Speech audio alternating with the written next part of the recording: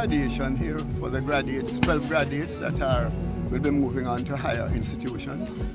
And because of the COVID-19 virus, we're unable to meet the social distance, or what they call the physical distancing. And so we're having an out-of-door celebration for the graduates this morning here. Okay, will there be a drive-through component? Yes, there's going to be a drive-through shortly, and there will be also the giving out prizes to the graduates. We couldn't find enough space in the classroom, so we decided to do it out of door. Some of them have been here for many years, and as they leave, we would really want to give them a nice send-off.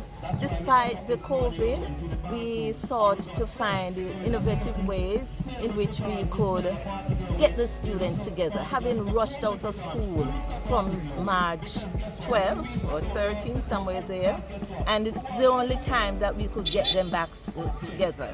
So we had a meeting and we threw it out to the parents, and they all decided and say yes, this sort of setting where we would be observing the physical distancing and at the same time get the children to say goodbye and to be involved.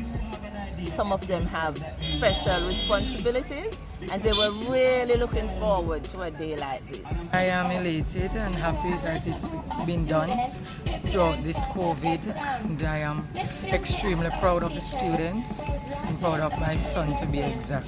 What school will you be going to, moving on to? Manchester High. And how do you feel about excelling in your prep exams? I am thankful, I am grateful, and I am proud of myself. How do you feel about having the graduation this format here today? Excited. You feel excited? What school are you moving on to?